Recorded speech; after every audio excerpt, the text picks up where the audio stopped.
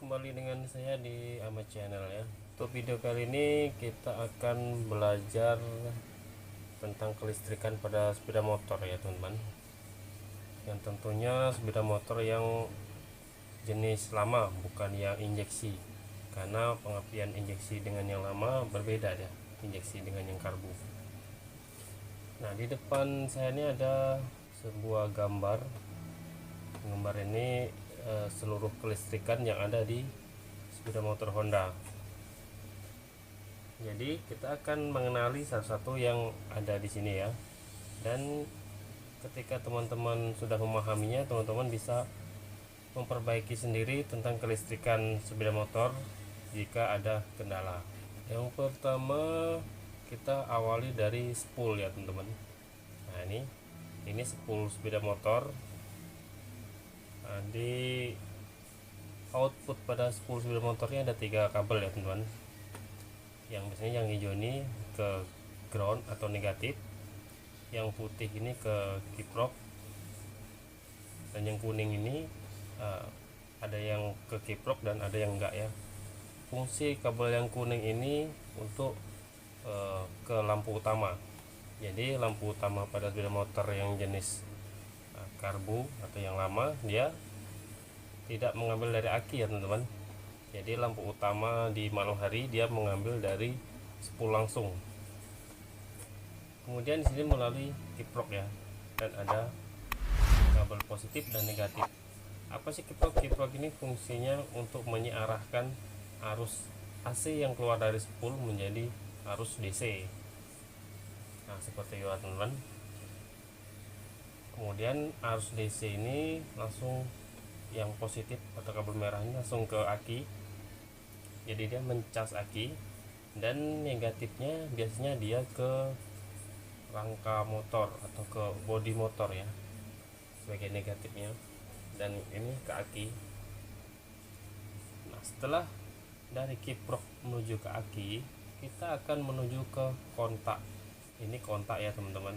Jadi setelah kita ceklekkan kontaknya atau kita putar ke on, maka dari aki ini harus akan mengalir ke CDI dan ke kelistrikan lainnya seperti indikator-indikator lampu dan lampu sens dan lain sebagainya. Jadi setelah masuk ke sini akan diproses oleh CDI, dan di dalam CDI ini ada beberapa kabel ya yang perlu teman-teman perhatikan. Di sini ada hitam, ada merah. Yang jelas ini api dari aki. Kemudian ada kabel warna biru. Kabel biru ini menuju pulser ya. Ini namanya pulser. Pulser ini fungsinya mendeteksi putaran spool supaya output pada CDI itu teratur. Jadi putaran ini 2 kali, maka CDI akan mengeluarkan api sekali. Nah, jadi alat ini fungsinya mengirimkan sinyal ke CDI, kemudian diproses melalui transistor di dalam ini ya. Jadi begini, output dari aki tadi 12 volt, di sini akan di step up menjadi sekitar 300 volt, dan 300 volt itu disimpan di sebuah kapasitor yang ada di dalam CDI ini. Kemudian dengan adanya perintah dari kabel warna biru ini tadi, ada kabel warna biru mau masuk ke dalam sini, maka akan melepaskan tegangan yang sekitar 300 volt tadi menuju ke coil ya teman-teman, menuju ke coil.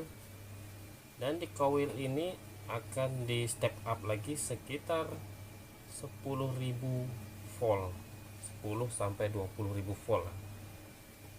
Kemudian dikeluarkan ke busi dan menghasilkanlah percikan api karena tegangannya sangat tinggi ya teman-teman. Jadi seperti itu cara kerja pengapian pada sepeda motor. Nah, dengan melihat gambar di sini ya, saya harap teman-teman bisa mengenali sendiri atau mencari kerusakan kelistrikan pada sepeda motor. Misalkan ada beberapa motor yang tidak menggunakan aki, maka jalurnya juga seperti ini, masih sama. Nah, tapi kerja dari CDI ini tidak maksimal karena arus dari kiprok tadi dia bergelombang, walaupun dia DC tapi dia tidak bersih ya teman-teman. Ada pula sepeda motor yang tanpa menggunakan kiprok dan aki. Apakah bisa hidup?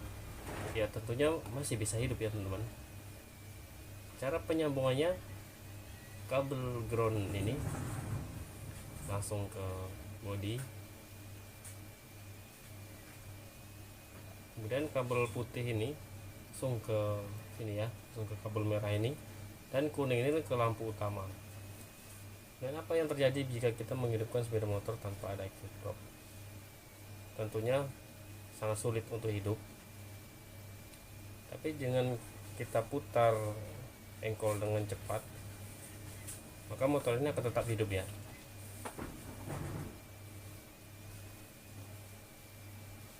Kemudian mungkin ada beberapa yang ingin bertanya, bagaimana cara mengecek CDI sudah mati apa belum? Kalian bisa cek lewat jalur output ini dengan cara dikonsletkan ke bodi motornya.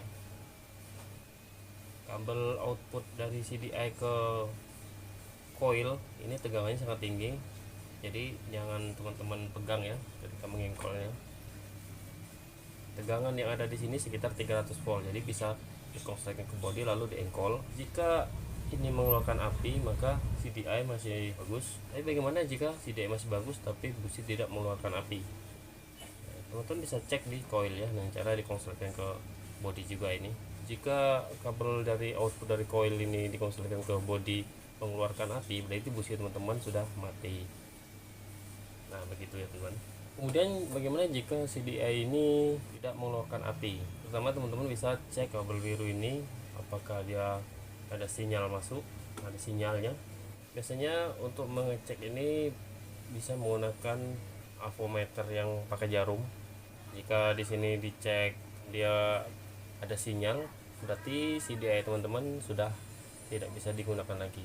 Tapi jika ini tidak ada sinyal, ya ini atau ini kabel warna biru nih tidak mengeluarkan sinyal, teman-teman bisa dicek di pulsernya ini ya. Jika output pada pulsar yang tidak ada, teman-teman bisa menggantinya, berarti ini sudah rusak.